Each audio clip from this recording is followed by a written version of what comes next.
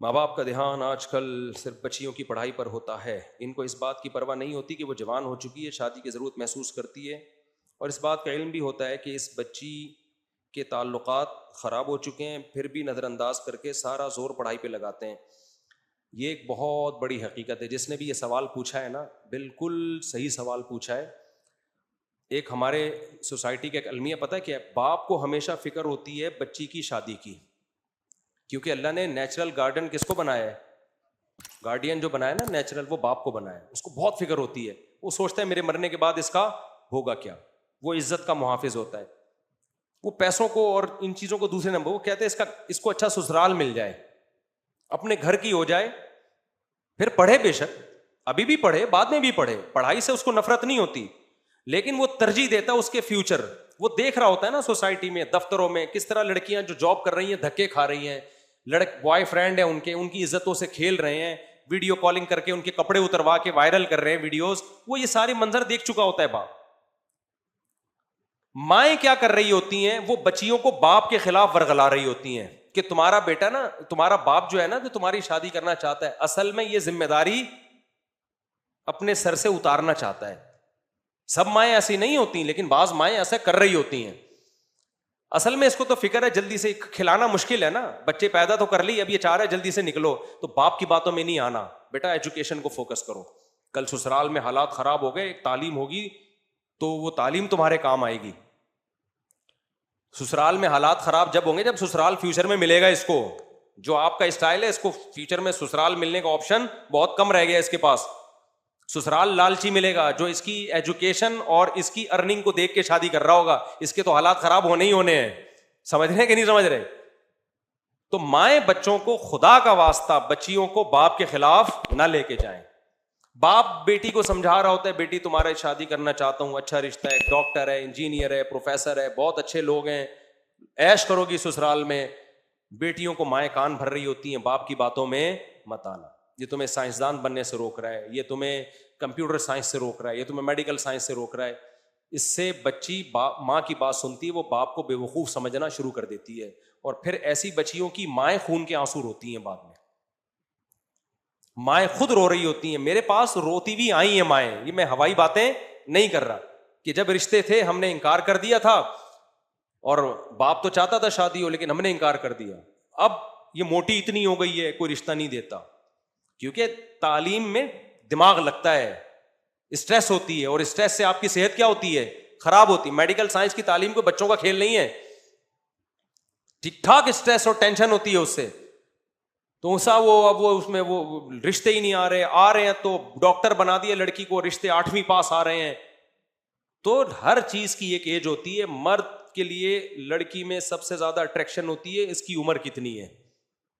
سمجھ رہے ہو کہ نہیں سمجھ رہے؟ وہ ڈاکٹر انجینئر بعد میں دیکھتا ہے, وہ سب سے پہلے کیا دیکھتا ہے, اٹریکٹیو ہے یا نہیں ہے یہ. تو میں نہیں کہتا ساری لڑکیوں کا مستقبل خراب ہو جاتا ہے ڈاکٹر بن کے, بہت سی ڈاکٹروں کی اچھی جگہ شادیاں ہوئی ہیں. سب سے پہلے اسلام بھی یہ کہتا ہے, عقل بھی یہ کہتا ہے کہ لڑکی کے نکاح کو آپ ترجیح دیں آپ. اور ایسے خاندان بھی الحمدللہ ہیں جو کہتے ہیں بھائی آپ شادی کر دو, ہم خود پڑھا دیں گے اس کو, ہم پڑھائی کے خلاف تھوڑی ہیں.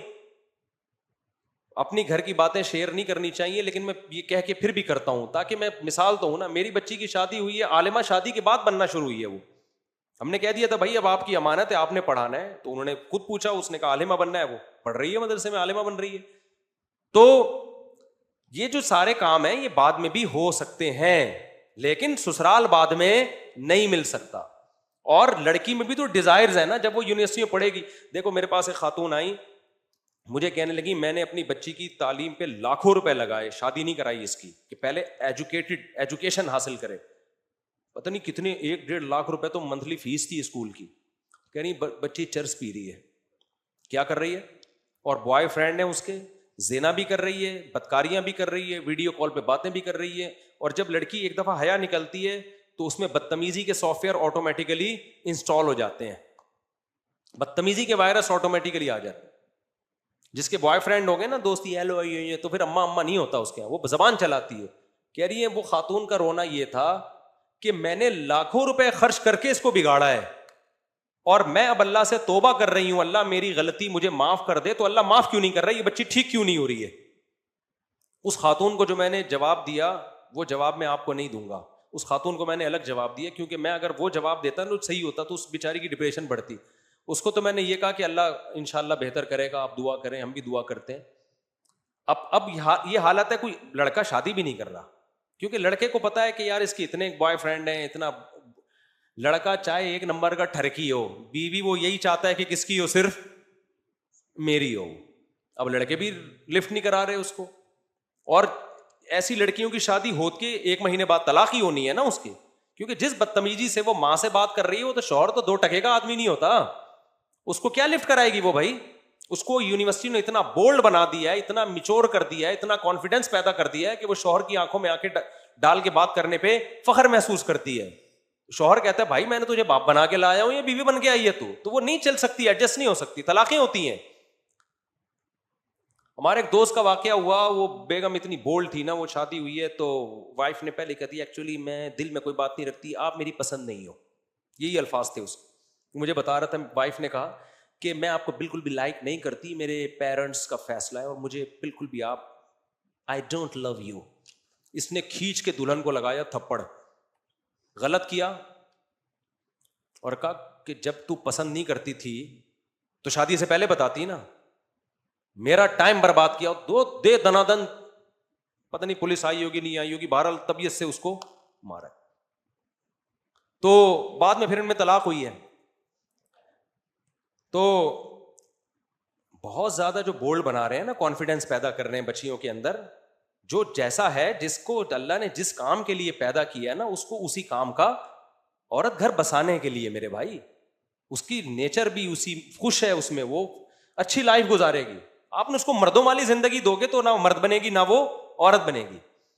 جو مردوں کے کام ہے وہ عورت کر رہی ہے, عورت کے کام, مرد بیوٹی پارلر چلا رہے ہیں تو وہ مرد ہائی اللہ ہوئی اللہ بن جاتا ہے کہ نہیں بن جاتا؟ جو مرد دلہنیں تیار کر رہے ہیں وہ آدمی رہتا ہے؟ مجھے یہ بتاؤ. میں نے اپنے گھر والوں سے پوچھا کہ یہ بیوٹی پارلر جو مرد چلا رہے ہیں تو خواتین کیسے اتنی آرام سے وہاں جا کے بیٹھ جاتی ہیں؟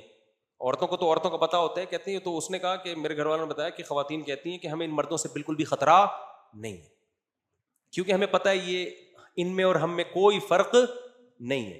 تو جو مرد عورتوں والے کام کرے گا وہ عورت جیسا بن جائے گا, اور جو عورت مردوں والے کام کرے گی نا تو اس میں بھی عورت پنا نہیں رہے گا. تو آدمی کہے گا کہ میں نے شادی عورت سے کی تھی, یہ نکلی کیا؟ یہ تو آدمی نکلی ہے. کیا خیال ہے بھائی؟ کسی عورت کی شادی کسی آدمی سے ہوئی, بعد میں وہ ہائی اللہ ہوئی اللہ نکلا. بات پہ کہتے ہیں ہائی اللہ بیگم چائے تو بنا دو, ہائی اللہ تم یہ کیا کر رہی ہو. عورت کہے گی تو آدمی پہ آ گیا, آدمیوں کی طرح بات کر. پھر وہ میک اپ کے اس پہ بیٹھا ہوا ہے, گھنٹوں گھنٹوں بال بنا رہا ہے, پاؤڈر لگا رہا ہے, تو عورت کو اچھا لگے گا وہ آدمی؟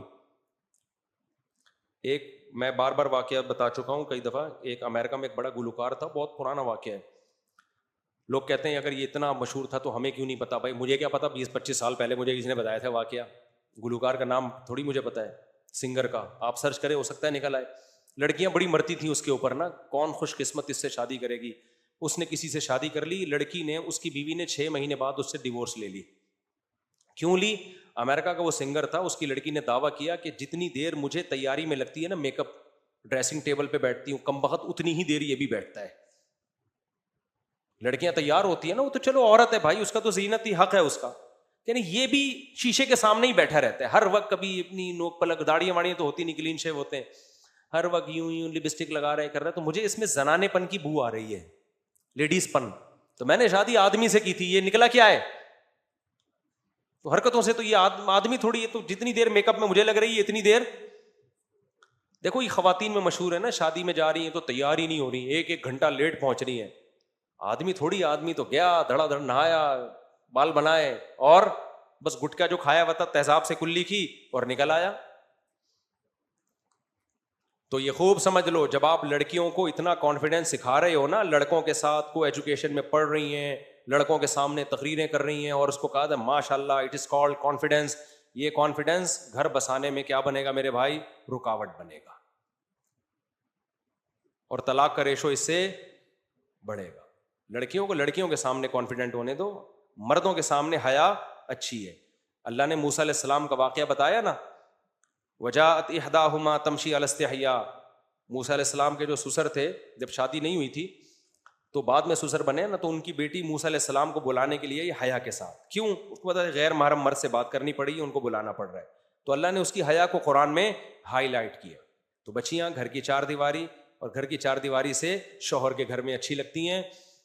پڑھائی کے ہم خلاف نہیں ہیں، کو ایجوکیشن سے بچاؤ اپنی بچیوں کو، اور اگر مجبوراً پڑھانا پڑ رہا ہے، کوئی لینے کے لیے جائے، کوئی لینے کے لیے آئے، اور وہ دوستیاں نہ لگائیں، دائیں بائیں نہ نظر بازیاں کریں، ان کے موبائل چیک کرو. موبائل دو ہی نہیں ان کو، دیا ہے تو موبائل چیک کرتے رہو. اور جیسے ہی اچھا رشتہ آئے، رشتے کو پڑھائی پہ ترجیح دو، اس کا فیوچر اچھے سسرال میں محفوظ ہے. ہاں اچھا ہونا چاہیے، اچھا سسرال نہیں ہے تو ایسا ہی نہیں ہے ذمہ داری اٹھا کے پکڑا دیا کسی کو بھی، وہ تو پھر زندگی برباد ہو جائے گی اس کی. اچھا سسرال مل گیا، اچھا رشتہ مل گیا تو ترجیح کس کو دینی ہے؟ اس کا فیوچر اس میں محفوظ ہے. اپنی ماؤں دادیوں کو دیکھو نا کیسے زندگی گزاری انہوں نے. باقی جو یہ لوگ کہتے ہیں بھائی نہیں ہم پہلے پڑھائیں گے لکھائیں گے تاکہ سسرال کی محتاج نہ رہے، تو سسرال کی محتاج رہے نہ رہے، سسرال غلط نکلے یہ بھی خطرہ ہے، لیکن جو دیر سے شادی ہے نا اس کے خطرات زیادہ ہے، اس میں مستقبل تباہ ہونے کا خطرہ زیادہ ہے. اور میں ماؤں سے کہتا ہوں خدا کے لیے اپنی بیٹیوں اپنے بیٹوں کو باپ کے خلاف نہ ورغلایا کرو، اس سے نہ وہ باپ کا رہے گا نہ ماں کا رہے گا. یہ جو مائیں کہہ دیتی ہے نا کہ بیٹا تمہارے باپ کو کیا پتا، تمہارا باپ تو بس تم چاہتا ہے جلدی جلدی شادیاں کرے تاکہ اس کی ذمہ داری ختم ہو، حالانکہ باپ یہ نہیں چاہتا. باپ تو بیٹیوں کو چاہتا ہی نہیں ہے گھر سے رخصت کرے، بیٹیوں سے باپ کو اتنی محبت ہوتی ہے. کون سا باپ ہے جو چاہتا ہو میری بچیاں گھر سے جائیں؟ دل پہ پتھر رکھ کے انسان اپنی بیٹیوں کو رخصت کرتا ہے، لیکن باپ یہ قربانی دیتا ہے بچی کے مستقبل کے لیے. اس کو پتا ہے کل میں مر گیا تو یتیم ہو جائے گی. یتیموں کو کوئی نہیں پوچھتا بھائی. ماؤں کو لوگ بیوقوف بناتے ہیں، رشتے بھی آئیں گے آڑے ترشے، لڑکی کی ماں کو بیوقوف بنا کے لے جائیں گے. عورت کو بیوقوف بنانا رشتوں کے معاملے میں خدا کی قسم آسان ہے، مرد کو بیوقوف بنانا آسان نہیں ہے. عورتیں میری ان باتوں پہ غصہ کرتی ہیں لیکن میں ریئلٹی بیان کر رہا ہوں. ہم نے بہت سے رشتے دیکھے ہیں، لڑکا جب جاتا ہے نا لڑکی کا رشتہ لینے ماں کو بیوقوف بنا دیتا ہے چکنی چپڑی باتوں سے. باپ کو تھوڑی بنانا آسان ہے، باپ تو خود بیوقوف بنا کے کسی کو لے کر آیا تھا. اس کو پتا ہے کہ میں بھی بیوقوف بنا کے لایا تھا تو اب یہ میری بیٹی کو بیوقوف بنا رہا ہے. وہ سب سوسائٹی کو سمجھا ہوا ہے وہ. لأن بالرجال من الغیرۃ ما لیس بالنساء، علماء کہتے ہیں مرد میں اللہ نے جو بیٹیوں کے معاملے میں غیرت رکھی ہے، ماں میں محبت رکھی ہے، لیکن اس درجے کی غیرت اللہ نے ماں میں نہیں رکھی. تبھی تو ماں دیکھتی ہے بیٹیوں لڑکیوں کے تعلقات ادھر ادھر ہو رہے، مائیں چھپاتی ہیں، باپ سے چھپاتی ہیں. ان کو پتا ہے باپ کا جو میٹر گھومے گا نا اس پہ، وہ ماں کا میٹر نہیں گھومتا. باپ کا میٹر بہت گھومتا ہے ان چیزوں پہ. تو اس لیے اللہ نے جو ولی بنایا ہے باپ کو بنایا. تو عزت دار عورت کیا کرتی ہے؟ بچیوں کو کہتی ہے بیٹا تمہاری پڑھائی اپنی جگہ، لیکن باپ جب کوئی اچھا رشتہ بتا رہا ہے تو بیٹا باپ جو ہے وہ بچیوں کے خلاف کبھی بھی غلط نہیں سوچتا، بچیوں کے حق میں ہی سوچتا ہے. تو جو تمہارے فادر کہہ رہے ہیں، جو تمہارے ڈیڈی کہیں گے، جو تمہارے پاپا کہیں گے، جو تمہارے ابو کہیں گے، جو تمہارے بابا کہیں گے، اور پتہ نہیں کون کون سے ورڈ ہیں آنے والے ہیں ابھی مزید، تو جو یہ کہیں گے بیٹا یہ تمہارے لیے بہتر سوچتے. بچیاں تو ناسمجھ ہوتی ہیں، وہ اپنی زندگیاں تباہ کر دیتی ہیں. ایک خاتون نے مجھے بتایا کہ میری جب میں پڑھائی میں مشغول تھی بہت رشتے آتے تھے، اور اب جب پڑھائی مکمل ہوئی ہے تو رشتے آنا بند ہو گئے. اب وہ بیچاری اس کے لیے بھی ایگری کوئی دوسری شادی کر لے، کوئی تیسری شادی کر لے، اتنی پریشان تھی، کہہ رہی ہے مجھ کو رشتے کیوں نہیں آتے. تو میں نے کہا دیکھیں آپ نے ایک فطرت سے لڑائی کی ہے، فطرت سے جنگ لڑی ہے، کیونکہ ایج زیادہ ہو گئی، اٹریکشن ختم ہو گئی نا، اب رشتے ہی نہیں آ رہے. کم عمری میں شادی ہو نا، اگر طلاق ہو بھی جائے دوبارہ شادی کا آپشن ہوتا ہے، آپ کے پاس ٹائم بہت ہوتا ہے کہ پچھلی دفعہ میں یہ غلطی ہوئی تھی اب ہم نے یہ غلطی نہیں کرنی. بڑی عمر میں طلاق ہو گئی تو وہ تو ایک طلاق کا دھبا بھی لگ گیا اور ایج بھی زیادہ ہے. سمجھتے ہو کہ نہیں سمجھتے ہو؟ تو یہ سارے اٹھا کر پھینک دو باہر گلی میں، نئی تہذیب کے انڈے ہیں گندے.